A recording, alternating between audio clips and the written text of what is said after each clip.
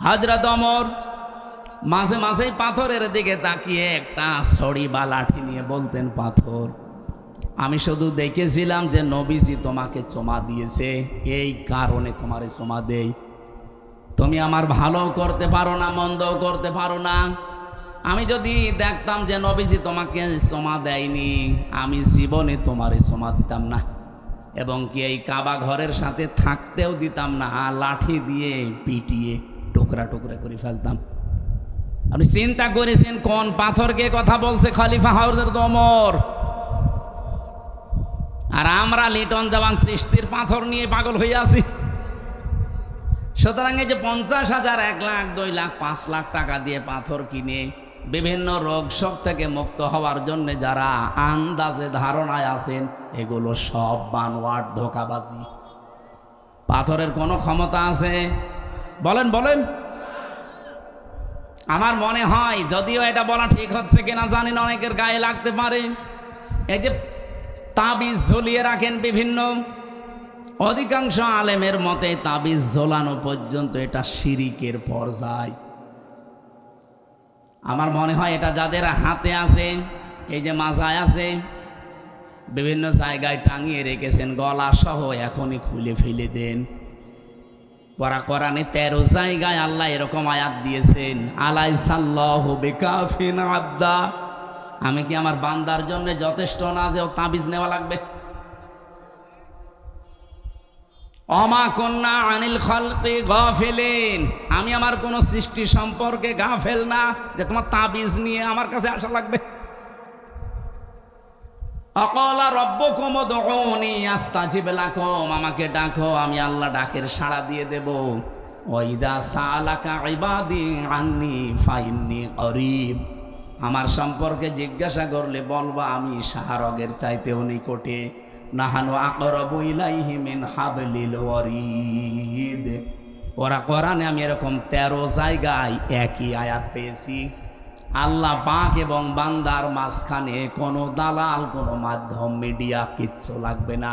সরাসরি আপনি ডাকবেন, আল্লাহকে সাড়া দেবে আমার মাবুদ। বলেন সুবহানাল্লাহ।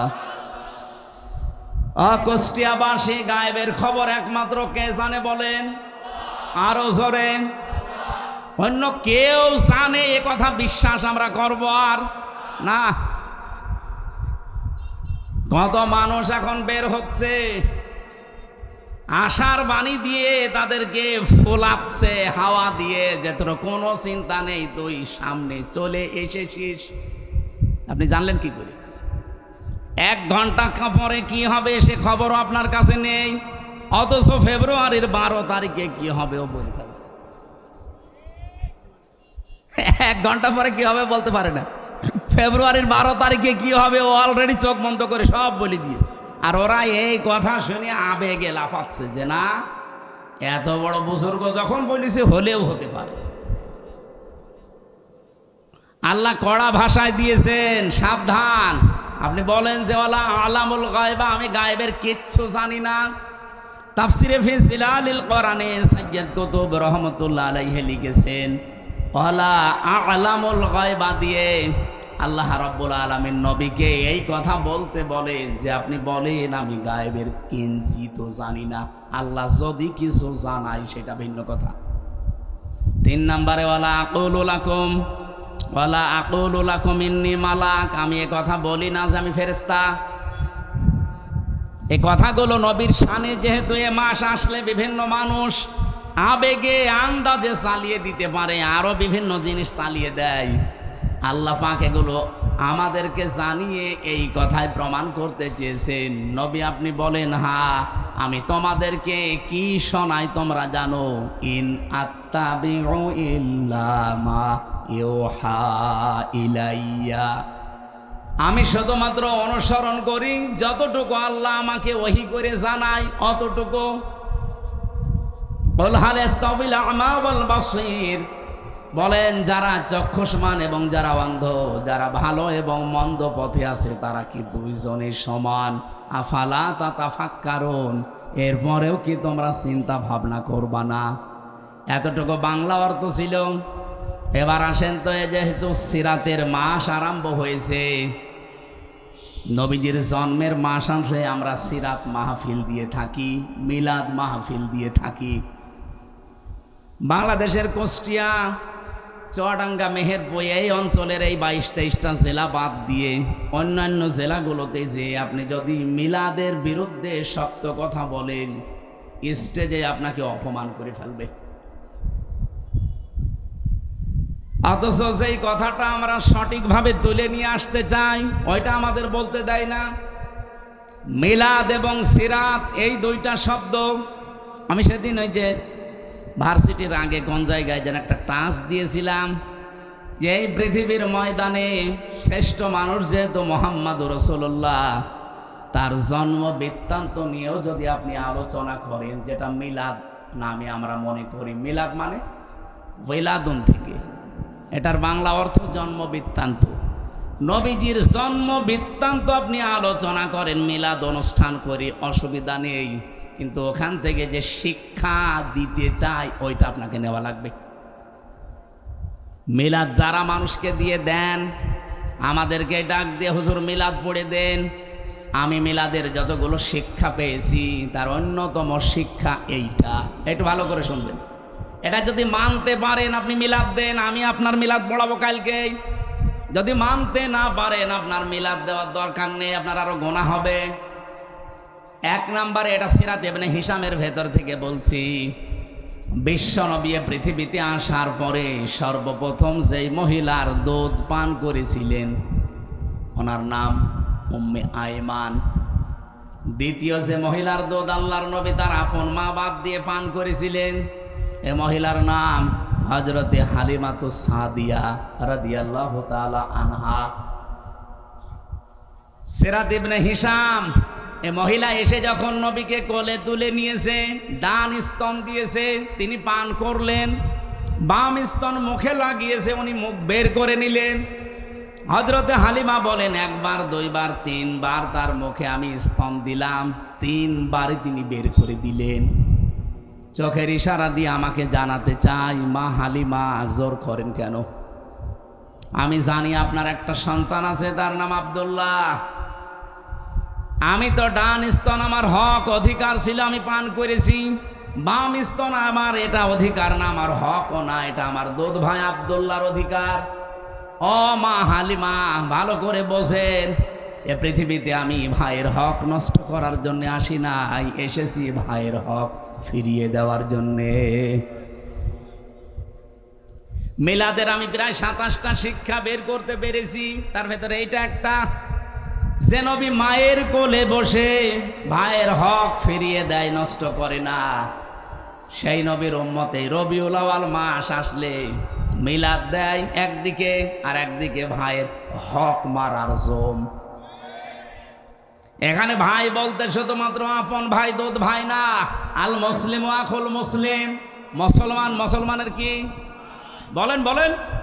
অথচ আগস্টের 5 তারিখের পর থেকে 1 বছর 26 দিন চলছে, এই 1 বছর 25-26 দিনে আমরা দেখলাম বহু মুসলমান ভাইয়ের অনেক হক নষ্ট করে ফেলেছে।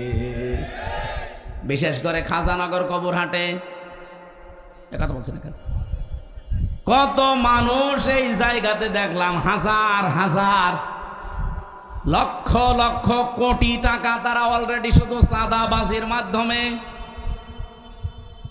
অথচ চাঁদাবাজি করে এই টাকা দিয়ে আবার এই রবিউল আউয়াল মাস আসলে আমারে ডাক দিয়ে বলে, হুজুর মিলাদ পড়িয়ে দিন। কিসের টাকা? চাঁদাবাজির টাকা।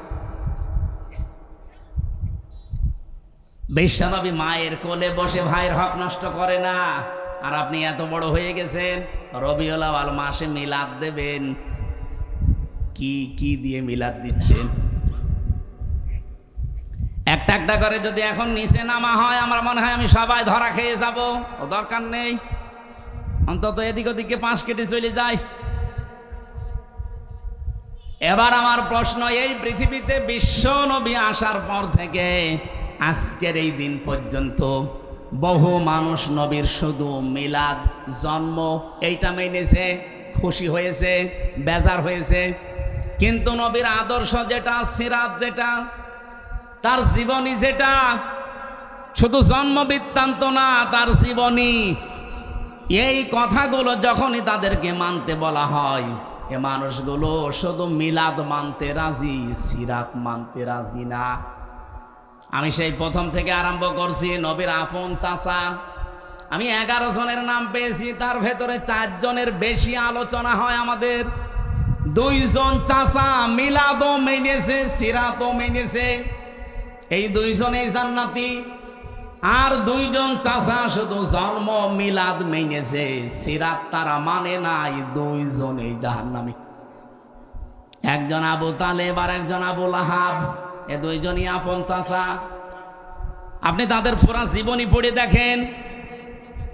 আমি তো আবু লাহাবের পুরা জীবন পড়েছি, আবু তালেবেরও জীবন পড়েছি। ওরা নবীর মিলাদে জন্মে এত খুশি ছিল, নিজের কাজের মেয়ে সোয়াইবিয়াকে পর্যন্ত আজাদ করে দিয়েছে, মুক্ত করে দিয়েছে, টাকা দিয়ে কিনে নিয়ে আসা মেয়ে, কাজের মেয়ে, দাসীবাদী। এত খুশি হয়েছে নবীর জন্মে যে আমার ভাই আব্দুল্লাহ নেই, আমার ভাইয়ের ঘরে একটা সন্তান এসেছে, এই খুশির সংবাদ দেওয়ার কারণে আমি তোরে মুক্ত করে দিলাম। আবু তালেব এত খুশি ছিল নবীর জন্মে, বিশ্ব নবীর জন্মে সে খুশি শুধু না, নিজের ছেলে আলীকে কোনোদিন কাছে রাখে নাই, মুহাম্মদ রাসূলুল্লাহকে রাতের বেলা কাছে রাখত। এই 2 জন চাচার জীবনী পড়ে সর্বশেষ যেটা পেয়েছি, যখনই তাদের কাছে নবীজির সিরাত, তার আদর্শের কথা নবীজি তুলে ধরলেন, এই 2 জন লোক তো মানেই নাই। আবু তালেবের জীবনী পড়তে গিয়ে দেখলাম, এই লোকটা যখন মারা যায়, নবীজি তার মাথার কাছে গিয়ে বলেছিলেন, ইয়া আম্মি আবি তালিব, লা ইলাহা ইল্লাল্লাহ হাজ্জুল লাকা ইনদাল্লাহি ইয়াউমাল কিয়ামা। বুখারী শরীফের হাদিস। চাচা, আপনার জোরে বলা লাগবে না, শুধু আস্তে করে আমার কানের কাছে মুখ নিয়ে আল্লাহর একত্ববাদের স্বীকৃতিটা দেন, রিসালাতের স্বীকৃতি আপনার দেওয়া লাগবে না। শুধু বলেন লা ইলাহা ইল্লাল্লাহ মুহাম্মাদুর রাসূলুল্লাহ বলার দরকার নেই, এটা আমি নিজে জানি। শুধু আপনি আল্লাহরটা দেন। আমি আপনাকে গ্যারান্টি দিচ্ছি, এই মুহূর্তে কিয়ামতের দিন আল্লাহর সামনে আপনার ব্যাপারে আমি ঝগড়া করি, জান্নাতে দিয়ে যাব। পাশে দাঁড়িয়েছিল আবু জেহেল, আবু সুফিয়ান। ডাক দিয়ে বলে, নেতা পড়বা, সারা জীবন বাপ দাদার ধর্ম মানলে এখন নতুন ধর্ম অনুসরণ করে কলঙ্কিত হবা। মানুষ তোমাকে কাপুরুষ বলবে, ভীরু বলবে, সারা পৃথিবীতে একটা বদনাম হয়ে যাবে তোমার। ও আর পড়ে না। ডাক দিয়ে বলে, মোহাম্মদ ভাতিজা আমার, তোমাকে আমি ভালোবাসি, তোমার সেই জন্মের দিন থেকে আজকের এ পর্যন্ত আমি তোমার পেছনে আছি, কিন্তু তোমার এই আদর্শটা আমি মানতে পারলাম না। তোমার নিয়ে আসা এই আদর্শ মেনে নিলে আমি মারা যাব, এখন মানুষ আমার বদনাম বের করবে, তুমি আমারে মাফ করে দিও। বলেন তো, মাফ করার মালিক কি নবীজি না আল্লাহ? সঙ্গে সঙ্গে কোরআনের আয়াত নাযিল হয়েছে, ইন্নাকা লা তাহদি মান আহবাবতা ওয়ালাকিন্নাল্লাহা ইয়াহদি মাইয়াশা। হে নবী, আপনি যাকে ভালোবাসেন তাকে হেদায়েত দিতে পারেন না, বরং আমি আল্লাহ যাকে চাই তাকে হেদায়েত দান করি। আর আপনার চাইতে আমি অনেক বেশি ভালো জানি। আলামু ইসমে তাফসিল, এটা সুপারলেটিভ ডিগ্রি। আপনার চাইতে আমি অনেক বেশি ভালো জানি যে হেদায়েতটা পাবে কে। এই লোকটা আপনার মিলাদে খুশি ছিল, আপনার জন্মে খুশি ছিল, সারাটা জীবন আপনাকে বাড়িতে রেখে খাওয়িয়েছে, লালন পালন করেছে, কোলে নিয়েছে, কাকে নিয়েছে, পিঠে নিয়েছে, মাথায় নিয়েছে, কিন্তু আপনি আদর্শের কথা বলতে গেলে এই লোকটার মানে নাই। এই জন্য আমি আল্লাহ তাকে মাফও করি নাই। এরপরও হাদিসের শেষ অংশে আছে, নবীজি নিজে আবু তালিবের কবরের পাশে দাঁড়িয়ে বলেছিলেন, আল্লাহ আমার চাচা আবু তালিবকে মাফ করে দেন। সঙ্গে সঙ্গে জিবরাইল এসে বলে, হে নবী হাত নামান। কার জন্য হাত তুলেছেন? এ লোকটা আপনার চাচা, আমি জানি। আল্লাহ পাক আমাকে পাঠিয়েছে, লোকটা আপনার চাচা, আল্লাহ ভালো করে জানে, কিন্তু লোকটা তো মুশরিক। কি বলেন বলেন? সূরা তাওবার 113 নম্বর আয়াত নাযিল হয় ওই সময়, মা কানা লিন-নাবিয়্যি ওয়াল্লাযীনা আমানু আইয়াস্তাগফিরু লিল মুশরিকিন ওয়ালাউ কানু লি কুরবা ইলা আখির আয়াত। কোন নবীর জন্য এটা শোভনীয় না, জায়েজ না, উচিত না। শুধু নবী না, মা কানা লিন-নাবিয়্যি ওয়াল্লাযীনা আমানু, এবং ঈমানদারদের জন্য এটা জায়েজ নেই যে কোনো মুশরিক যদি মারা যায় তার জন্য আল্লাহর কাছে ক্ষমা চাবে, মাফ চাবে। কোন নবীর জন্যও জায়েজ নেই, ঈমানদারদের জন্যও জায়েজ নেই। আপনি চিন্তা করতে পারেন যে নবী জীবনে হাত তোলা লাগে নাই কোনোদিন, মনের ভেতরে কামনা আসলে কবুল হয়ে গেছে। এখান থেকে শুধু আঙ্গুল তুলেছিলেন, আকাশের চাঁদ পর্যন্ত খণ্ড হয়ে গেছে। পা তুলেছিলেন, আরো সে চলে গেছে। ওনাকে এমন পাওয়ার আল্লাহ দিয়েছিলেন, হা বললে হালাল হয়ে যায়, না বললে হারাম হয়ে যায়। তাকে সারে বলা হয়, শরীয়ত প্রণেতা। এই নবী হাত তুলে বসে আছে চাচার জন্যে। আল্লাহ হাত শুধু ফেরত দেয়নি, ফতোয়া জারি করে দিলেন যে শুধু আপনার জন্যে না, কোন ঈমানদারদের জন্য এটা জায়েজ নেই। কোন মুশরিকের জন্য ক্ষমা চাবি আমি আল্লাহর কাছে, কারণ আমি এত রেগে থাকি মুশরিকদের প্রতি। ওয়াকদিমনা ইলা মা আমিলু মিন আমালিন ফাজআলনাহু হাবাআম মানসুরা। সূরা ফুরকানের 23 নম্বর আয়াতে আছে, মুশরিকরা যে আমল নিয়ে আল্লাহর কাছে উঠবে, ওর ভেতরে শিরিকের গন্ধ আল্লাহ দেখবে, ধুলি কণার মতো ওর মুখের উপরে নিক্ষেপ করবে। প্রশ্ন আসতে পারে, মুশরিকদের প্রতি এত রাগ কেন আল্লাহর? এই এদিকে তাকান, এই ছেলে, এই বসেন বসেন, একটু একটু একটু পরে যাবেন। খুব বেশি সমস্যা হলে যান, নাই তো একেবারে আপনি পরিবেশ নষ্ট করেন না ভাই। এই এদিকে তাকান ভাই। মুশরিকদের প্রতি আল্লাহর এত বেশি রাগ হওয়ার কারণ কি? কোরআন শরীফ পড়তে গিয়ে যত গুনার কথা পেয়েছি, সব গুনাহ আল্লাহ মাফ করে দিলেও দিতে পারে, শিরিকের গুনাহ আল্লাহ মাফ করে না, এ কথা নেই। এত কঠিন কেন? জগতি জেসুয়াবাসী, এই মুহূর্তে যদি রাত 11টা বাজে, এখন বাড়িতে যেয়ে দেখেন আপনার স্ত্রীর কাছে পাশের বাড়ির একজন শুয়ে আছে, কিছু করেনি, শুধু শুয়ে আছে, আপনার ভালো লাগবে? শুধু ভালো লাগবে তা না, খারাপ লাগবে তা না। হাতের কাছে যা আছে আমার মনে হয় 2 ভাগ করে ফেলবেন। আপনি কি করেন স্ত্রীর জন্য এমন? 22 বছর 25 বছর একটা মেয়েকে বিয়ে করে তাকে আপনি শুধু ভরণ পোষণ দিয়েছেন, এই তার জীবন দেননি, তাকে সুস্থ থাকার জন্য যা লাগে আপনি তাও দেননি। এগুলো সব দেয় কে? ওই বীর্য থেকে এ পর্যন্ত বানিয়েছে, পুরাটা দায়িত্ব আমার আল্লাহর। আপনি তো 22 বছরে 25 বছরে বানানোটা পেয়েছেন। আপনি 22 বছরের পরে পেয়েই যদি আপনার এত অধিকার হয় স্ত্রীর উপরে কিছু জিনিস দেওয়ার মাধ্যমে, সেই বীর্য থেকে শুরু করে আমির হামজা পর্যন্ত যিনি বানিয়েছে, আমার বাবা মা শুধু বিছানায় ছিল, এতটুকুই শেষ। বাকি আমার উপরে পরিপূর্ণ দায়িত্ব কার? সে আল্লাহ যদি দেখে যে তার সাথে তার বান্দা অন্য কাউকে দাঁড় করিয়েছে, আল্লাহর কসম ওই স্বামীর মতো আল্লাহ রেগে থাকে। আপনাকে 2 ভাগ করেন আপনার কপাল।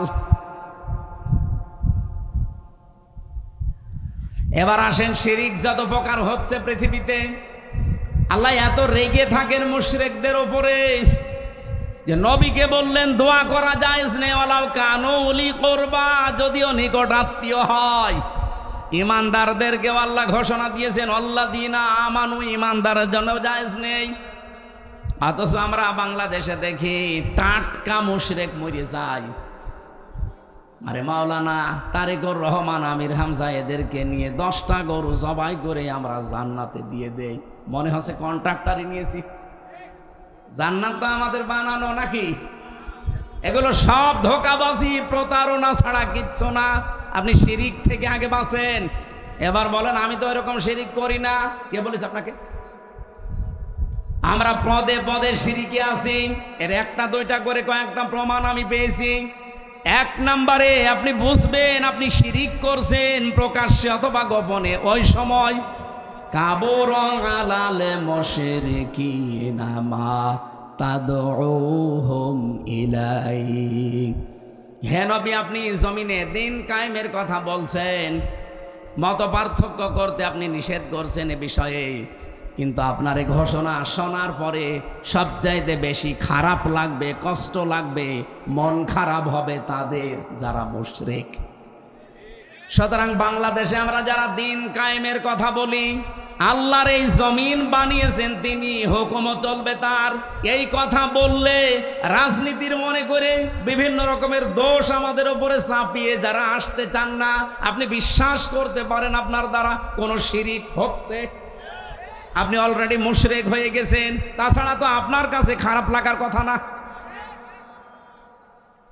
এদেশে এখন প্রায় 18 কোটি মানুষ, 7 কোটি 20 লাখের একটা টার্গেট আমি পেয়েছি একটা জরিপে। এই 7 কোটি 20 লক্ষ মানুষ এখন বলছে আমরা এই দেশে রাষ্ট্রীয়ভাবে ইসলাম দিন কায়েম এটা চাই। এই মানুষগুলোই আমার মনে হয় এরা প্রকাশ্যে গোপনে শিরিক থেকে অলরেডি মুক্ত।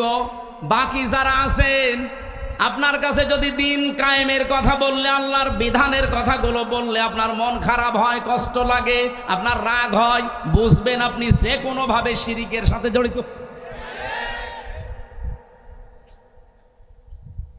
কোরআনের সূরা সূরার 13 নম্বর আয়াতের মাঝের অংশে এটা আছে, আপনি বাড়িতে মিলিয়ে দেখেন আপনি আসলে শিরিক করছেন কিনা। দ্বিতীয় নম্বরে,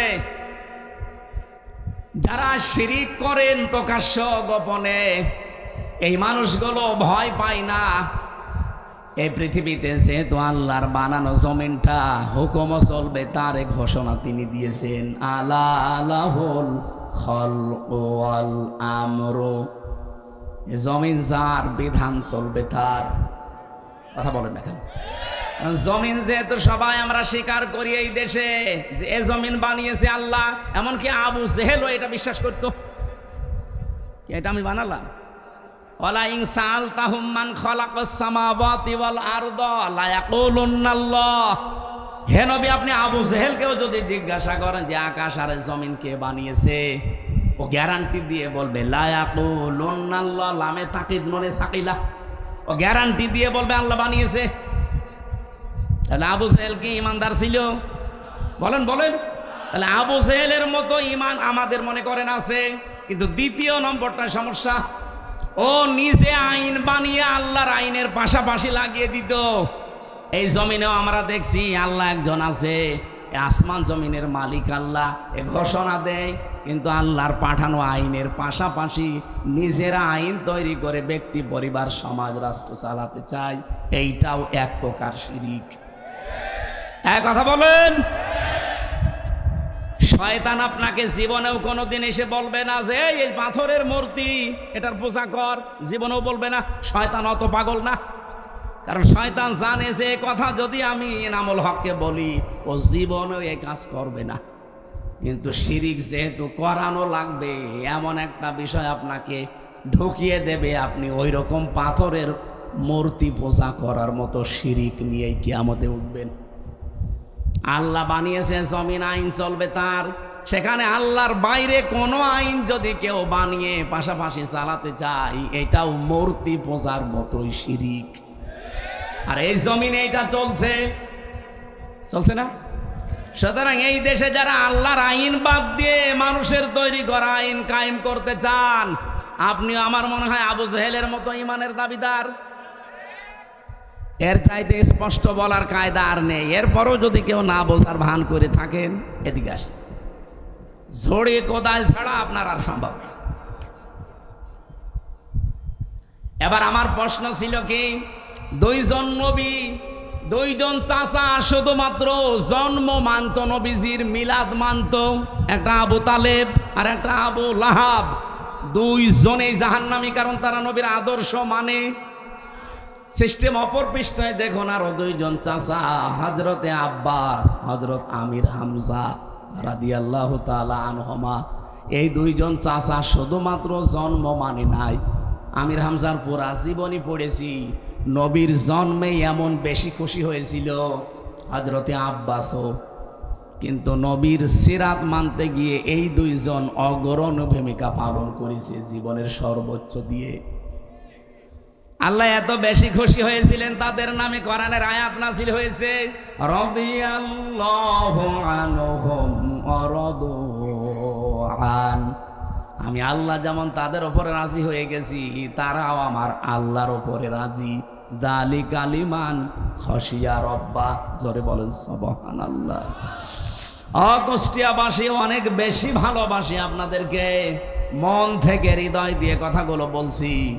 এই সিরাতের মাসে, এই মিলাদের মাসে, জন্মের মাসে আপনি যদি শুধু জন্ম নিয়ে আনন্দে শেষ করে দেন, তার আদর্শ যদি আপনি না মানতে পারেন, আল্লাহর কসম আপনিও কিন্তু আবু লাহাব, আবু তালেবের মতো হয়ে যাবেন। আমরা মিলাদও মানি, সিরাতও মানি, কথা বলেন না কেন? আমরা মিলাদও মানি, সিরাতও মানি। এবার আপনি মানবেন কতটুকু সিরাতটা? একটা পর্যায়ে নিয়ে এসেছি আমি, সূরা আলে ইমরানের 31 নম্বর আয়াতে আমরা পেয়েছি। এই মাস আসলেই দেখবেন এই আয়াতটা বেশি পড়া হয়। কুল ইন কুনতুম তুহিব্বুনাল্লাহা ফাত্তাবিউনি ইউহিব্বুকুমুল্লাহ ওয়া ইয়াগফির লাকুম যুনুবাকুম আল্লাহু গফুরুর রহিম। এই একটু ভালো করে শুনবেন, এটা গতানুগতিক ভাবে না, এখান থেকে একটা শিক্ষা নিয়ে যাব আজ। ইবনে কাসির থেকে বলছি এইটা। নবী আপনি বলেন, যদি আল্লাহকে ভালোবাসি এই কথা বলতে চাও, এই কথা বলতে চাই না আমরা? আল্লাহ তোমাকে ভালোবাসিয়ে দাবি আমাদের আছে না নেই? এই দাবি যারা করেন তাদেরকে আল্লাহ বলছেন, এ দাবি করার আগে সবাইকে একটা আদেশ দিলাম, ফাত্তাবিউনি, তারা যেন আপনার অনুসরণ করে, তারা যেন আপনাকে ভালোবাসে। কথা কিন্তু এই জায়গায় নেই। তাহলে আল্লাহ হাব্বন দিতেন, তাবন দিয়েছেন। তারা আপনাকে যেন অনুসরণ করে, অনুকরণ করে, আপনাকে দেখে দেখে চলে। এইটা যদি তারা করতে পারে, তাদের আমি আল্লাহকে ভালোবাসা লাগবে না, ইউহিব্বুকুমুল্লাহ, আমি নিজেই তাদেরকে ভালোবাসছি, বাসব। এটা মোজারে, বর্তমান, ভবিষ্যৎ, প্রেজেন্ট, ফিউচার। কুষ্টিয়াবাসী এই আয়াত সে জন্মের পর থেকে আমরাও শুনছি। এবার আসেন তো এখান থেকে একটা তথ্য নিয়ে আসি। আল্লাহ পাক ইউহিব্বুকুমুল্লাহ দিয়েছেন, আপনাকে ভালোবাসা আল্লাহ এখন আরম্ভ করছে এবং ভবিষ্যতেও বাসবে, যদি আপনি নবীকে অনুসরণ করার সিদ্ধান্ত নিয়ে আপনি লেগে পড়েন। এবার আমার প্রশ্ন, নবীকে আপনি যে অনুসরণ করবেন, এটা কি আংশিক না পূর্ণাঙ্গ? বলেন বলেন, আপনি নিজের দিকে তাকিয়ে বলেন তো, আপনার অনুসরণ নবীজির হচ্ছে, এটা কি আংশিক না পূর্ণাঙ্গ? মাথা থেকে পা পর্যন্ত হয়তো আছে। পরিবারের দিকে তাকালে আপনার অনুসরণ আর নবীর মতো হয় না। পর্দা যে একটা ফরজ বিধান, এই জায়গায় অনেকের কিন্তু খামখেয়ালিপনা। এক কথা বলছেন না কেন? পরিবারের দিকে, সমাজের দিকে তাকান, রাষ্ট্রের দিকে তাকান, অর্থনীতির দিকে তাকান, রাজনীতির দিকে তাকান, একটা একটা করে যত জীবন আছে, কোন জায়গায় আপনার পূর্ণাঙ্গ অনুসরণ হচ্ছে? আপনি নিজের বিবেকের কাছে প্রশ্ন করেন।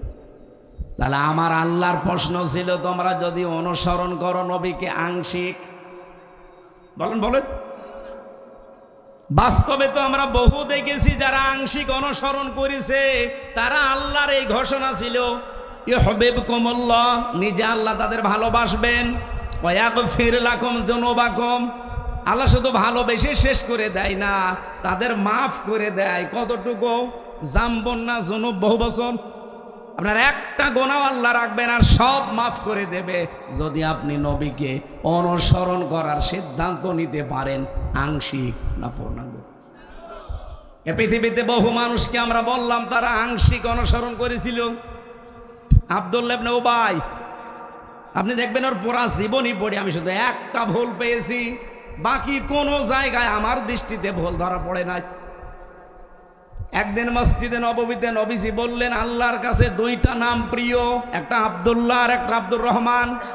ও পেছন দিক থেকে দৌড় দিয়ে বাড়িতে যেয়ে নিজের নাম পাল্টিয়ে রেখেছে আব্দুল্লাহ, ছেলের নাম পাল্টিয়ে দিয়েছে আব্দুল্লাহ, নাতি ছেলে ছিল তাও পাল্টিয়ে দিয়েছে তুইও আব্দুল্লাহ, বাবার নাম পাল্টিয়ে দিয়েছে আব্দুল্লাহ, 14 বংশ সব আব্দুল্লাহ। এবার আমার প্রশ্ন, নবীর কথা শোনার পরে মানতে দেরি করেছে কয় মিনিট? কি অনুসরণ করতো আপনি বলেন? শুনতে দেরি, মানতে দেরি ছিল না। কিন্তু এই লোকটা উহুদের ময়দানে যাবার সময় নবীজির পেছন দিক থেকে 300 মানুষ নিয়ে ভেগে গিয়েছিল। আমাদের দেশে এখন বদর, উহুদ, খন্দক নেই, কিন্তু সামনে আমার মনে হয় এই দেশে দ্বীন ইসলাম থাকবে না, থাকবে না। সেজন্য বদরের ময়দান উহুদের ময়দানের মতো আসতেছে। এখান থেকে কেউ যদি ভেগে যান, আপনারও আব্দুল্লাহ ইবনে উবাইয়ের মতো জানাজা পড়ালেও কিছুই হবে না। না বোঝার ভান করে আছেন কারা? থেকে হাত তোলেন তো, আমি জানি আপনি বুঝে ফেলেছেন। সামনে যে দিন আসতেছে দেশে, একটা ইসলামের পক্ষে, একটা ইসলামের বিপক্ষে। বদরের ময়দানে একদল ইসলামের পক্ষে ছিল আর একদল ইসলামের বিপক্ষে ছিল। বদর আমরা দেখিনি, কিন্তু সামনে বদর উহুদ আসতেছে। উহুদের ময়দান থেকে আব্দুল্লাহ ইবনে উবাই যেমন 300 লোক নিয়ে ভেগে গিয়েছিল, আজও অনেকেই বিভিন্ন কায়দায় মানুষকে ভেগিয়ে নিয়ে যাওয়ার চেষ্টায় আছে। কুষ্টিয়াতে নেই, আপনি যদি যারা ভাগাতে চায় তাদের ভেতরে পড়ে যান, আপনি মরে যান, আপনার জন্য আমির হামজা না কাবার ইমাম এসে জানাজা পড়ালেও কিছু হবে না। ওই দিন নবীজি নিজে জানাজা পড়িয়েছে এই লোকটার। 22 জন সাহাবী কাতার সোজা করে জানাজা চলছে। হযরত ওমর শুধু বলছে, না আমি জানাজায় যাব না, কারণ ওই লোকটা 300 লোক নিয়ে ভেগে গিয়েছে। এতটুকু শেষ, নবীজি বলেন, আমাকে আল্লাহ এখনো নিষেধ করেনি জানাজা পড়তে, দোয়া করতে, সুতরাং আমি করব। নিজের জামা মোবারক খুলে বললেন, ওর জানাজার কাফন বানিয়ে দেন, কবর খুঁড়ে নিজের হাতে লাশ রাখবেন, জানাজার নামাজ পড়ি। আমি তাফসির থেকে বলছি, এটা আধুনিক তাফসির যেগুলো আছে আপনি দেখবেন, মুফাসসির বর্ণনা করেন হযরতে ওমর শুধু যায়নি, বাকি 22 জন সাহাবী কাতারে দাঁড়িয়ে আছে। প্রথম তাকবীর দেওয়ার পরে ফেরেশতা জিবরাইল এসে সূরা তাওবার 80 নম্বর আয়াত নিয়ে হাজির। ইস্তাগফির লাহুম আও লা তাস্তাগফির লাহুম ইন তাস্তাগফির লাহুম 70 মাররাতান। এ পর্যন্ত শেষ আয়াত, কিন্তু এখনো শেষ হয়নি। আমি আলেমদেরকে বলছি একটু ভালো করে মিলান তো। জিবরাইল এসে এ পর্যন্ত বলার পরে দাঁড়িয়ে গেছে, আর কথা বলে না। হে নবী, আপনি এই লোকটার জন্য ক্ষমা চান আর না চান, জানাজার নামাজ পড়ান আর না পড়ান, এর জন্য আল্লাহর কাছে মাফ চান আর না চান সমান হবে। এমনকি যদি 70 বারও ক্ষমা চান। এ পর্যন্ত বলার পরে নবীজি বলেন, আমার মনের ভেতরে একটা আশঙ্কা এসেছিল, আকাঙ্ক্ষা এসেছিল যে 70 মাররাতান আছে, যে 70 বার ক্ষমা চাইলে আল্লাহ মাফ করবে না। আমি এই লোকটার জন্য 71 বার ক্ষমা চাবো। আল্লাহ তার 71 বারের কথা দেয়নি, 70 বারের কথা যখন দিয়েছে, আমি 71 বার ক্ষমা চাবো, তাহলে তো মাফ হবে। সঙ্গে সঙ্গে জিবরাইল এ কথা মনে মনে বলতে দেরি, ফেরেশতা জিবরাইলকে আল্লাহ বলেন যে পরের অংশটুকু শুনিয়ে দেন, ফালাইয়াগফিরাল্লাহু লাহুম। আমার প্রশ্ন এখানে একটা আলেমদের কাছে, আল্লাহ পাক শুধুমাত্র যদি ফালাইয়াগফিরাল্লাহ পর্যন্ত দিতেন, আল্লাহর কসম আমি নিজে জীবনও ভয় পেতাম না। আমার ভয়ের কারণ হচ্ছে শেষে এই হোমটা, এটা বহু বচন, এটা জমির। এদিকে তাকান, আল্লাহ যদি ফালাইয়াগফিরাল্লাহ পর্যন্ত দিতেন, তাহলে আয়াতটা শুধুমাত্র আব্দুল্লাহ ইবনে উবাইয়ের জন্য ছিল।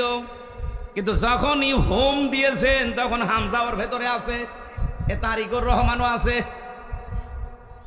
আল্লাহ পাক বলেন ইয়াগফির, এটা মজারে বর্তমান, ভবিষ্যৎ, প্রেজেন্ট, ফিউচার। এর আগে লান, মজারের আগে লান আসলে বাংলা অর্থ হয় জীবনেও হবে না, হে নবী, শুধু এর জন্য না, এরকম চরিত্রের মানুষ কিয়ামত পর্যন্ত যারা আসবে তাদের জন্য আপনিও যদি ৭০ বার না ৭০,০০০ বারও ক্ষমা চান, আমি আল্লাহ তাদেরকে মাফ করছি না, করবও না। আব্দুল্লাহ ইবনে উবাইয়ের অনুসরণ আংশিক ছিল না পূর্ণাঙ্গ? আংশিক। পুরা জীবনে শুধু একটা জায়গায় আমি ঝামেলা পেয়েছি, উহুদের ময়দানে ৩০০ মানুষ নিয়ে ভেগে গিয়েছিল। ওর রাজনৈতিক জীবনে বিশ্ব নবী ওর আদর্শ ছিল না, বাকি জীবনে ছিল। রাজনৈতিক জীবনে ওর নেতা ছিল আবু জেহেল। আপনি এবারে আয়াতটা বাংলাদেশের সাথে মিলান তো। এদেশে যে ১৯২ জন আমরা মুসলমান, আমার মনে হয় শুধু ওই মুসলমানই দেওয়া আছে, এই মুসলমানই। আয়াত নাজিল হওয়ার তো সিস্টেম এখন নেই। যদি হয়তো কত মানুষ যে আমরা আব্দুল্লাহ ইবনে উবাইয়ের কাতারে চলে যেতাম। কথা বলেন না কেন? সুতরাং আমাদের অনুসরণ করা লাগবে কি আংশিক না পূর্ণাঙ্গ? আর আমরা সেই পূর্ণাঙ্গ অনুসরণের কথাই বলি। আপনি যেমন নামাজে নবীজিকে মানেন, আপনি যেমন রোজাতে নবীজির হুকুম, আল্লাহর হুকুম নবীজির কায়দায় মানেন, ঠিক ওই কায়দায় আপনার পরিবারে মানা লাগবে, সমাজে মানা লাগবে, রাষ্ট্রে মানা লাগবে। আর এই কথা বলতে গেলেই বিভিন্ন রকমের ট্যাগ আমার নামের ওপরে দিয়ে দেন। আমি আপনাকে বাঁচাতে চাচ্ছি, কারণ দুনিয়ার এই ছোট্ট জীবনটা যদি শান্ত না হয়, নিরাপদ না হয়, আল্লাহর কসম মরণের পরে বিশাল জীবন আপনি নিরাপত্তা পাবেন না। কাবা শরীফ তাওয়াফ করার সময় দেখছিলাম, আপনি হজে গেছেন? এখনো যাইনি। রুকনি ইয়ামিনি থেকে হজরে আসওয়াদ যে পাথরটা, এই জায়গাটা যখন পার হওয়া লাগে, লক্ষ লক্ষ হাজী সাহেবেরা সবাই এই দোয়াটা পড়ছে, রব্বানা আতিনা ফিদ দুনিয়া হাসানা ওয়া ফিল আখিরাতি হাসানা। হে আল্লাহ, দুনিয়ায় শান্তি দাও, স্বস্তি দাও, নিরাপত্তা দাও, এরপরে আখেরাতেও শান্তি, স্বস্তি, নিরাপত্তা দিও। বলেন তো, আগে দুনিয়া না আগে আখেরাত? বলেন বলেন। এই ৫৬,০০০ বর্গ মাইল এখনো পর্যন্ত আমরা নিরাপত্তা দিতে পারি নাই, আমরা সেইটা দিতে চাই। এবার এমন একটা দেশ আমরা আল্লাহর নবীর অনুসরণের মাধ্যমে কোরআন দিয়ে বানাতে চাই। ৫৬,০০০ বর্গ মাইলে মালয়েশিয়া বাংলাদেশের থেকে ৭ ডবল বড়। ১২০০ কিলোমিটার ১৮০০ কিলোমিটার আমি রান করেছি এক একদিন। পাহাড়ি এলাকা, জঙ্গলের ভেতর দিয়ে যাচ্ছি আমি আর ড্রাইভার আর ওই হোসাইন, কেউ নেই সাথে। রাত ১২টা, ১টা, ২টা, ৩টা বাজে, কারণ এত দূর রান করা লাগবে। ড্রাইভার আমারে বলছে শরীর সমসম করে ওঠে, এত বড় বিশাল ভয়ঙ্কর জায়গা পার হওয়া লাগে। ড্রাইভার বলছে কোনো চিন্তা নেই হুজুর, শুধু আল্লাহর ভয় ছাড়া কেউ সামনে আসবে না। আমরা তো ওই রকম একটা বাংলাদেশ দেখতে চাচ্ছি, যেখানে এই ১১৫০ কিলোমিটার আমরা পার হয়ে যাব, কোনো চিন্তা থাকবে? বলেন বলেন। আল্লাহর কসম এটা বানানো সম্ভব। ইদা কানা উমারাউকুম খিয়ারুকুম, যখন তোমাদের এই জমিনে যারা নেতা, যারা দায়িত্বশীল, এই মানুষগুলো সর্বোত্তম চরিত্রের অধিকারী হবে। বাংলাদেশে এই ৫৪ বছরে কত এমপি হোস্টেল থেকে মেয়েদের কান্নার আওয়াজ পাওয়া গেছে। আমি এটা বানিয়ে বললাম? বলেন। ওয়াগনিয়া হুকুম সমাহা হুকুম, দেশের ধনী মানুষগুলো যখন দানশীল হবে। ওমর হুকুম সুর বাইনাকুম, পরিবার থেকে রাষ্ট্রের কাজ সব যখন পরামর্শের ভিত্তিতে করা হবে। ফাজহারুল আরদি খায়রুল লাকুম মিন বাতনিহা, নবীজি বলেন কবরে যাওয়া লাগবে না, এই জমিনটাই তোমাদের জন্য উত্তম, জান্নাতের মতো হয়ে যাবে। ওয়াইদা কানা উমারাউকুম শিরারুকুম, যখন এই জমিনের শাসক গোষ্ঠী, বিশেষ করে নেতা যারা দায়িত্বশীল, এরা চরিত্রহীন হয়ে যাবে, এরা খারাপ প্রকৃতির মানুষ হবে, এরা নষ্ট মানুষ হয়ে যাবে। ওয়াগনিয়া হুকুম বোখালা হুকুম, যখন জমিনের ধনী মানুষগুলো কৃপণ হয়ে দাঁড়াবে। ওমর হুকুম ইলা নিসাইকুম, যখন সব পরামর্শ মেয়েদের সাথে করে করা হবে। পরিবার থেকে রাষ্ট্র পর্যন্ত সব পরামর্শের কাজগুলো মেয়েদের সাথে করে হবে। ফাবাতনুল আরদি খায়রুল লাকুম মিন যহরিহা। আমি নবী বলছি তখন জমিনের উপরে আর থাকার দরকার নেই, কবরে চলে যাও, ভালো লাগবে। আমরা কবরে এখনই যেতে চাই না। হাদিসের এই দুইটা পাথের প্রথম পাঠটা তৈরি করার সময় এখন বাংলাদেশে চলে এসেছে। কথা বলেন না কেন? এদেশে এখন সত্যি যদি 300 এমপির ভেতরে 151 জন এবার আল্লাহর কসম যদি ইসলাম কোরআন বুকে নিয়ে যেতে পারে, এমন একটা দেশ আমাদেরকে উপহার দিতে পারবে, কিয়ামতের আগে দেশে ইসলামের কাছ থেকে কেউ নিতে পারবে না। এই জন্যেই জালেমদের এত ভয়, এই জন্যেই দাদাদের এত ভয়। দাদারা ভালো করে জানে যে একবার যদি দেশে ইসলাম রাষ্ট্রের ক্ষমতায় চলে যায়, আর ওদের যা চরিত্র, ওরা তো 1 বছরে 26 দিনে অলরেডি অনেক কিছু দেখিয়ে ফেলেছে। বাংলার মানুষ এখন বিশ্বাস করতে আরম্ভ করেছে।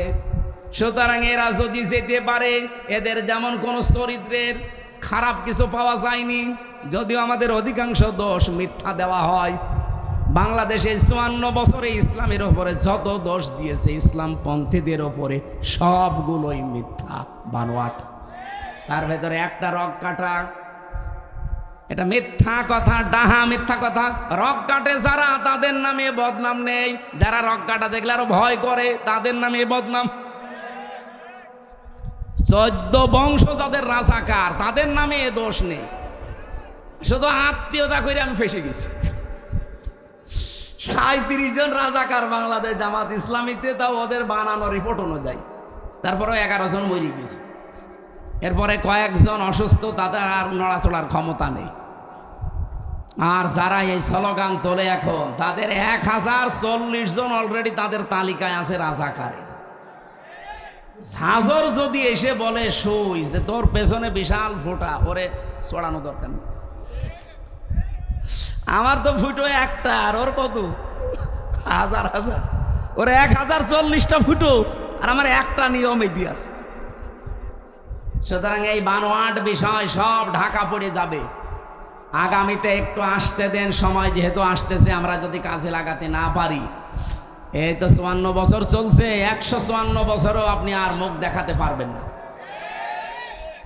আর আপনি না আর 100 বছর বাঁচলেন বলেন, যদি এই জমিনে দিন কায়েম না হয়, এভাবে শয়তানের তৈরি করা আইন দিয়ে চলতে থাকে, আপনি কি দিয়ে মুখ দেখাবেন কবরে?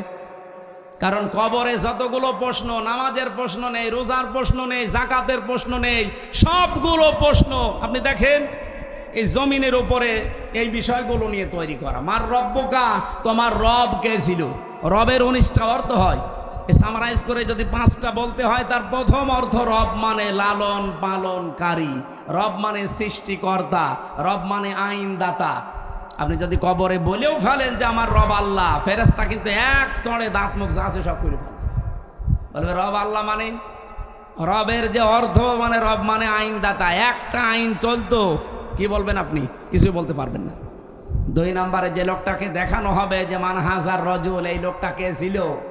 আপনি যদি বলেন হাজা নাবিজ্জনা মুহাম্মাদুর রাসূলুল্লাহ, ইনি আমাদের নবী ছিল। নবী মানে কি? না না, নবী শব্দটা নাবা থেকে এসেছে। নাবা মানে সংবাদ। আপনি দেখবেন সংবাদ লিখতে গেলে ইংরেজিতে 4টা অক্ষর লাগে। নিউজ, NEWS, N দিয়ে নর্থ, E দিয়ে ইস্ট, W দিয়ে ওয়েস্ট, S দিয়ে সাউথ। তো তামাম দুনিয়ার কিছু বাকি আছে?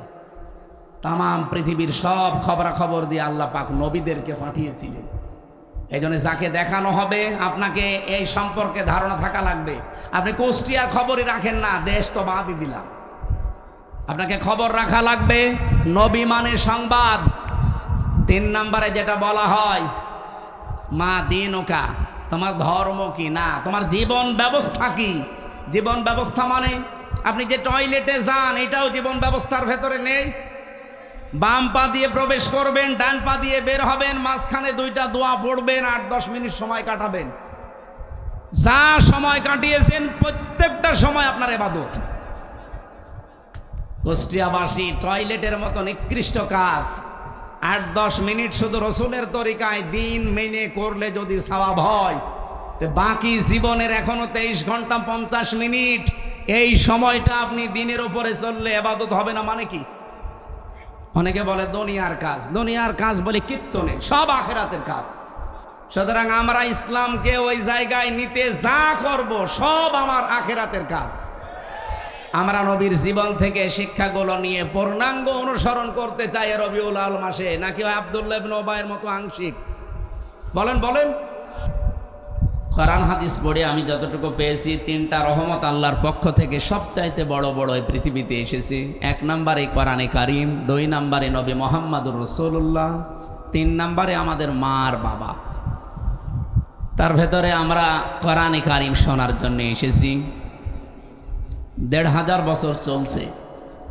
পৃথিবী প্রমাণ অলরেডি করে দিয়েছে যে কোরআনের ভেতরে সন্দেহ তো নেই, সন্দেহের লেশ পর্যন্ত নেই।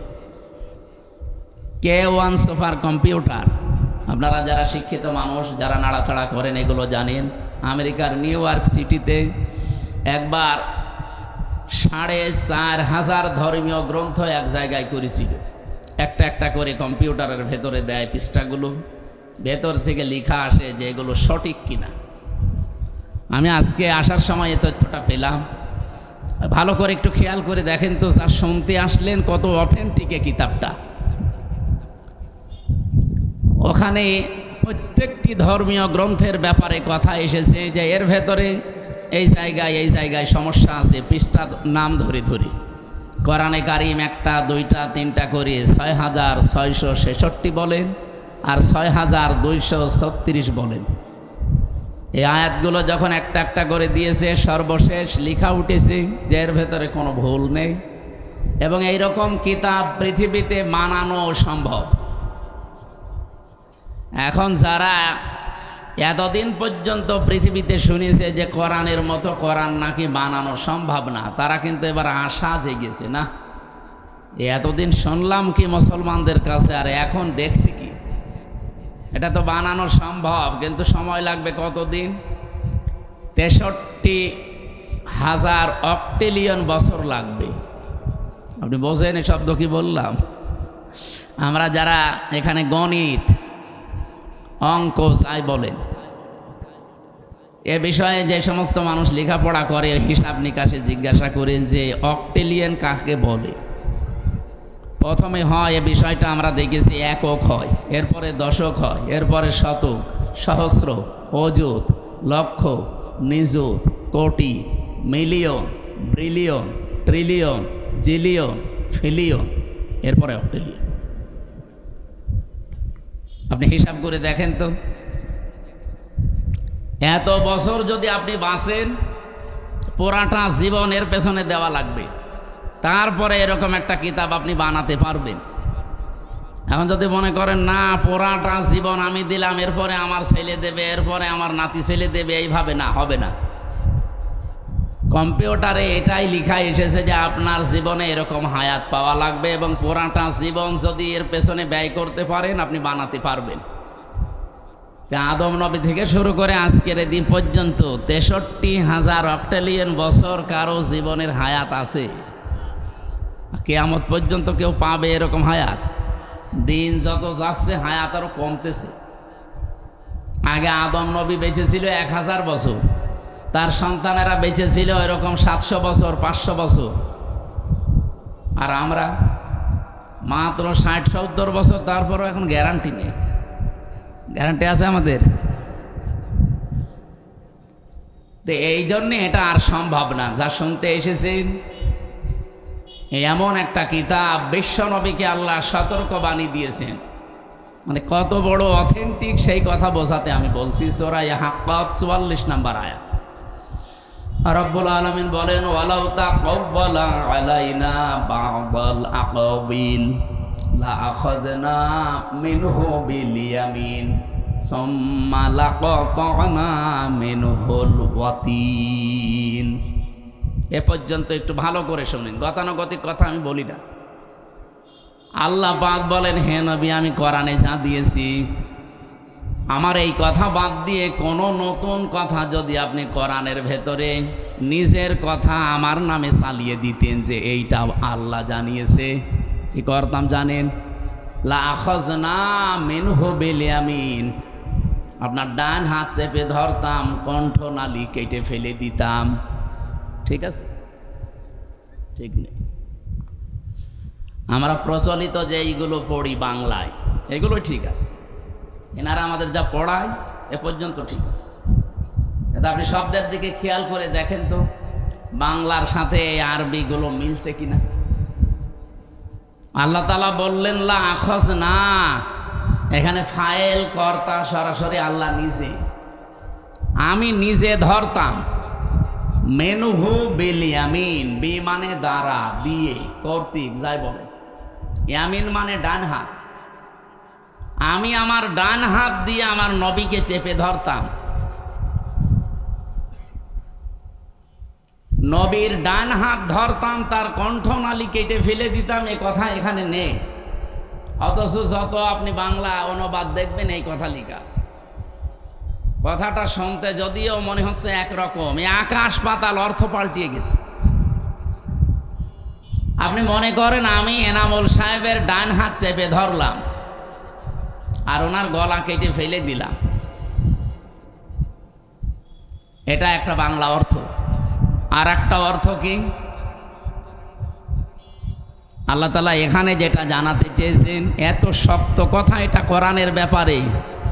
লা আখাযনা মিনহু বিল ইয়ামিন, আমি নিজে নবীর ডান হাত না, আমার ডান হাত দিয়ে, আল্লাহ তাআলা বলেন আমার ডান হাত দিয়ে আমি নবীকে চেপে ধরতাম। আমার প্রশ্ন, নবীকে আল্লাহ চেপে ধরার কথা বললেন, ডান হাতের কথা দিলেন, মিনহু বিশ শিমাল দিলেন না কেন? যে আমি বাম হাত দিয়ে ধরতাম। আল্লাহকে বাম হাতের শক্তি নেই? আপনাদের যা আওয়াজ মনে হচ্ছে উনি দুর্বল হয়ে গেছে। আল্লাহর বাম হাতে শক্তি আছে না? কেমন শক্তি আছে? আমরা ডান হাত বাম হাত বললে যেটা বুঝি সচরাচর, আমাদের জ্ঞান যা আছে চর্ম চোখ দিয়ে আমরা যেটা দেখি, যে আমাদের ডান হাতে অন্তত তুলনামূলক শক্তি বেশি বাম হাতের চাইতে। কথা বলেন কিনা বলেন? আমরা যে উদাহরণ দিলে বুঝি ভালো, আপনি দেখবেন কোরআনে আল্লাহ ওই রকম উদাহরণই দিয়েছেন। আমাদের জীবন সম্পর্কে আল্লাহ উদাহরণ দিতে গিয়ে সময়ের উদাহরণ দিয়েছেন, কারণ আমাদের জীবনটার সমষ্টি সময়। সময় না থাকলে হামজা আছে, আরো জোরে বলেন। এখান থেকে 100 বছর পরে এই জায়গায় আমরা এখানে আর কেউ থাকবো না, নতুন মানুষ এসে এই জায়গাটা চাষ করবে। আর আমরা যারা আছি 100 বছরের ভেতরে সব মাটির নিচে ভরাট হয়ে যাবে। 100 বছর পরে যদি আমি এখানে এসে বলি যে কুষ্টিয়ার 6 রাস্তার মোড়ে এই বাড়ি আমার, ওই সময় যারা ওখানে বসবাস করবে ও বাড়ি আমারে ঢুকতে দেবে? আমি যদি বলি আমার বাবার নাম রিয়াজউদ্দিন, আমার দাদার নাম জাহান আলী, এই বাড়ি তারা বানিয়েছিল, আমি এখানে ছিলাম অন্তত 50-60 বছর, ওরা আমারে বলবে কিসের রিয়াজউদ্দিন, কিসের জাহান আলী? আমার নাম শুনলে তো বলবে আপনারই চিনি না।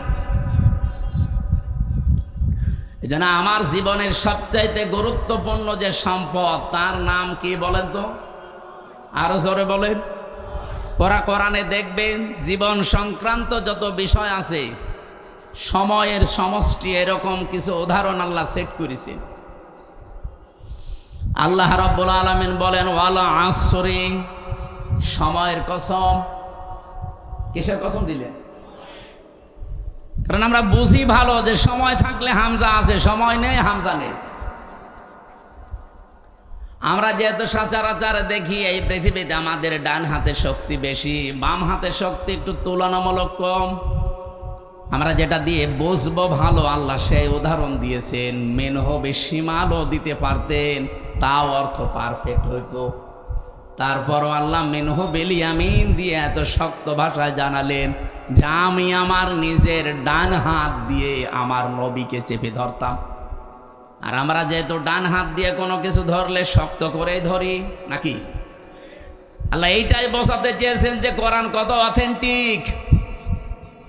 আমি আমার ডান হাত দিয়ে আমার নবীকে চেপে ধরতাম মজবুত শক্তভাবে। এতটুকু শেষ করলাম না, সুম্মা লাকাতানা মিনহুল ওয়াতিন, এমনকি তার কণ্ঠনালীও কেটে ফেলে দিতাম যেন আর কথাই বলতে না পারে। কোরআনের ভেতরে আমি আল্লাহ ছাড়া আর কারো কথা নেই। এমনকি ফামা মিনকুম মিন আহাদিন আনহু হাজিজিন, এ বিষয়ে আমাকে নিষেধ করা কোনো শক্তি পৃথিবীতে আসমানে কারো নেই। এত বড় কঠিন কথা বলার পরেও দেখি আমাদের এই দেশে বহু মানুষ কোরআনের ব্যাপারে নিজের মতামত তুলে ধরে কথা বলে। এর আগে একজন বলছিল নাকি যে লাকুম দীনুকুম ওয়ালিয়া দীন, রাহুল বুখারী। একটা কথা হইল, কথা হচ্ছে কোরআনের, আপনি বুখারী শরীফ বলে চালিয়ে দিচ্ছে। নবীজি যদি কোরআনের ভেতরে কোনো কথা চালিয়ে দেয়, তাই তার ডান হাত না তাকে চেপে ধরে ডান হাত দিয়ে তার কণ্ঠনালী কেটে ফেলার কথা। এত বড় কঠিন হুঁশিয়ারি, আর সেই জায়গায় বুখারী শরীফের হাদিস আপনি কোরআন বলে চালিয়ে দিচ্ছেন। কোরআনের আয়াত বুখারী শরীফ বলে চালাচ্ছে। আমার মনে হয় যদি ওহী নাজিল হওয়ার সিস্টেম থাকতো, ওই মহিলার সব কাটা পড়ে যেত, যে যেই বলে সেই কথা, যে লাকুম দীনুকুম ওয়ালিয়া দীন, রাহুল বুখারী।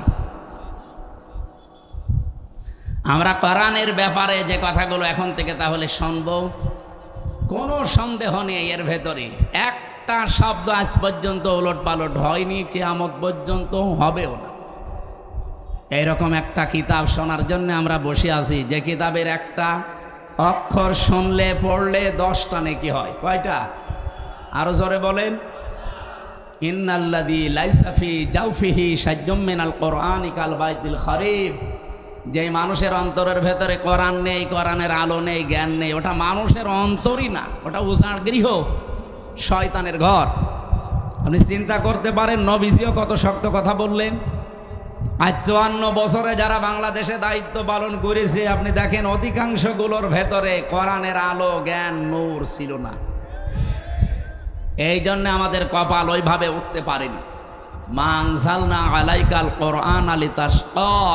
হে নবী, কোরআন আপনাকে আমি এই জন্যে দেইনি যে আপনি মার খাবেন, না খেয়ে থাকবেন, আপনি হতাশায় থাকবেন না। কোরআন আমি দিয়েছি এ পৃথিবীতে আপনি উপরে উঠবেন। আর 54 বছরে আমরা এখনো ওই জায়গায় যেতে পারি না। 21 বছরে মালয়েশিয়া যেখানে চলে গেছে। আমি পুরা এলাকা ঘুরেছি মালয়েশিয়া, বাংলাদেশের চাইতে প্রায় 7 ডবল বড় দেশটা, বিশাল দেশ। 2003 সালেও তারা এইভাবে দাঁড়াতে পারে না, আমাদের মতোই ছিল। অথচ এই যে 21-22 বছরে তারা দেশটাকে আজ বিশ্বের বুকে যদি 20টা দেশ উন্নত থাকে, মালয়েশিয়া একটা। সিঙ্গাপুর এ তো আরো খারাপ ছিল পর্যায়ে, তাদের চারিদিকে শুধু সাগর বেষ্টিত। সিঙ্গাপুরের যে ভূমিটা সর্বোচ্চ 42 কিলো, আমাদের কুষ্টিয়া জেলার অর্ধেক। এতটুকু একটা জায়গা, আমার মনে হয় এদিকে বিশ্ববিদ্যালয় থেকে শুরু করে খুব বেশি হলো খোকসা পর্যন্ত, এই যে এতটুকু একটা দেশ। তামাম পৃথিবীতে যদি 10টা দেশ আপনাকে গণনা করা লাগে উন্নত, তাহলে সিঙ্গাপুর ধরা লাগবে। আপনি টের পাচ্ছেন তারা মাছ ধরে খেত। এই যে জেলে বলে না বাংলায়, মাছ ধরে খায়, এদের কি বলে? জেলে। ওরা হয়েছিল ওরা মালয়েশিয়ার যত ময়লা সব ভাগাড় হিসাবে তারা ব্যবহার করতো এলাকাকে। যে মাছ এবং গরু, ছাগল, মহিষ এগুলো জবাই করে করে রক্ত, এই ময়লাগুলো সব এখানে ফেলা, এই জায়গা ছিল সিঙ্গাপুর। তো তারা আজ সততার কারণে, তাদের তো আর ইমান নেই, 100 জনের 95 জন তারা অমুসলিম, মাত্র 5 জন মুসলমান সেখানে। কিন্তু দাঁড়িয়ে যাওয়ার পেছনে আমি কারণ দেখেছি শুধু তাদের সততা, এবং তারা মানুষকে ধোঁকা দেয় না। আমরা এই দেশে এই 2টা জিনিস যদি এস্টাবলিশ করতে পারি, যে এই দেশে আমরা যারা আসবো সামনে সততা নিয়ে আসতে চাই, আর সততা তৈরি হয় পৃথিবীতে উৎকৃষ্ট মানের সততা এই কোরআনের জ্ঞানের দ্বারা। কিসের দ্বারা বলেন তো? বাংলাদেশে বিশেষ করে আমি তো এদেশের প্রায় থানায় 630টা থানায় আমি গেছি। আমি দেখেছি একটা জিনিস ঝামেলা আছে এই দেশে, এদেশে আর ভারতে।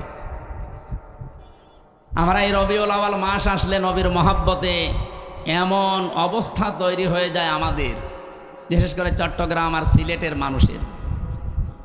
এরা আয়াত পড়ে বেশিরভাগ সূরা মায়েদার এই 9 নম্বর আয়াতটা, 15 নম্বর আয়াতটার শেষের অংশটা বেশি পড়া হয়। কদ জাকুম মিনাল্লাহি নূরুন ওয়া কিতাবুম মুবিন। অবশ্যই আল্লাহর পক্ষ থেকে তোমাদের কাছে এসেছে স্পষ্ট নূর, কিতাব। এখানে তারা ব্যাখ্যা করতে গিয়ে আমি দেখেছি, বিশেষ করে চট্টগ্রাম আর সিলেটের মানুষেরা, তারা বলতে চায় এখানে নূর মানে মুহাম্মদুর রাসূলুল্লাহ আর কিতাব মানে কোরআন শরীফ। অথচ যারা তাফসির পড়ে গভীরভাবে বোঝে, এর পরের যে আয়াত আপনি দেখেন, কোনো আয়াতের তাফসির করতে হলে উসুলে তাফসিরের মূল নীতি যে 15টা, তার ভেতর একটা এইটা আছে যে আগের আয়াত পরের আয়াতের সাথে কি সম্পর্ক আছে, এটা আপনাকে জানা লাগবে। না তো আন্দাজে এক আয়াত থেকে তাফসির করতে গেলে আপনি ভুল করে ফেলবেন। এটা মূল নীতির ভেতরে পড়ে। এর পরের আয়াত আগের আয়াতের দিকে একটু খেয়াল করলে এটা কিন্তু সমাধান হয়ে যায়। বাংলাদেশে যেটা নিয়ে আমরা আজ অনেকে কাফের পর্যন্ত ফতোয়া দিতে দ্বিধাবোধ করি না। যারা নবীকে নূরের তৈরি মনে করে না তারা নাকি কাফের, এই কথা অনেকে বলে না। যদিও আমাদের এই সমস্ত জেলা এগুলো কম। আপনি চট্টগ্রামে যান, আপনার জানাজায় বন্ধ করে দিন, এমন কড়া। ওরা মিঠা সন্নি, কড়া সন্নি, আরো বিভিন্ন নাম নিয়েছে। তা আমি এই শব্দটা পড়তে গিয়ে দেখলাম আল্লাহ রাব্বুল আলামিন এখানে ক্বাদ জাআকুম মিনাল্লাহি নূরুন ওয়া কিতাবুম মুবিন এ শব্দ বলার পরেই এরপরে এইগুলো যে সব এক জিনিস তার প্রমাণ দিয়েছেন পরের আয়াতে। আলেমদেরকে বলছি বাড়ি যে একটু মিলাবেন, শব্দটা দেখবেন। এখানে আছে অবশ্যই আল্লাহর পক্ষ থেকে এসেছে নূর, স্পষ্ট কিতাব। এখানে নূর ও যা, স্পষ্ট কিতাবও তা। এর প্রমাণ আল্লাহ পরের শব্দে দিয়েছেন, ইয়াহদি বিহিল্লাহ, তিনি হেদায়েত দান করেন এইটার দ্বারা। এই যে বিহি, এটা 1 বছর না বহু বছর? বহু বছর, 1 বছর। আগের দুইটা জিনিস যদি দুইটা হবে তাহলে আল্লাহ এখানে বিহি মা দিতে পারতো না? আপনারা আরো বাড়ি যেয়ে মিলাবেন। আমার তো ছোট মাথা, বড় বড় মাথা আছে সাইফুদ্দিন হুজুরের মতো যাদের। ইয়াহদি বিহিল্লাহ, আমি এইটার দ্বারা হেদায়েত করি। যেহেতু আল্লাহ 1 বছর দিয়েছেন, সুতরাং কোরআনও যা, নূরও তা, স্পষ্ট কিতাবও যা, নূরও তা। দ্বিতীয় প্রমাণ হচ্ছে ফি জিলালিল কোরআন। এখানে কিতাবের অনেকগুলো নাম দেওয়া আছে। কোন জায়গায় আমি পেয়েছি কোরআনের নাম 55টা, কোন জায়গায় পেয়েছি 45টা, কোন জায়গায় 25টা, কোন জায়গায় 4টা। আমি যে 4টার বিষয়ে বলছিলাম তার ভেতরে একটা নাম আছে কোরআনের, আন-নূর। কোরআনের নাম কি বলেন বলেন? তাহলে এই আয়াত দ্বারা আল্লাহ যেটা বোঝাতে চাচ্ছেন, নবী নূরের তৈরি, এ কথা বলে আপনি নবীর সম্মান বাড়াচ্ছেন না। আর তারা নূরের তৈরি বললেই কি, মাটির তৈরি বললেই কি, আপনার ইমানে কোনো সমস্যা আছে? এইটা যেহেতু আমাদের সিলেবাসের অন্তর্ভুক্ত না, মরণের পরে বিষয়ে গুরুত্বপূর্ণ কোনো প্রশ্ন নেই, সুতরাং এইটা নিয়ে কেওয়াজ করে সময় নষ্ট করার কোনো দরকার নেই। আমি কথা আশা করি বোঝাতে পেরেছি।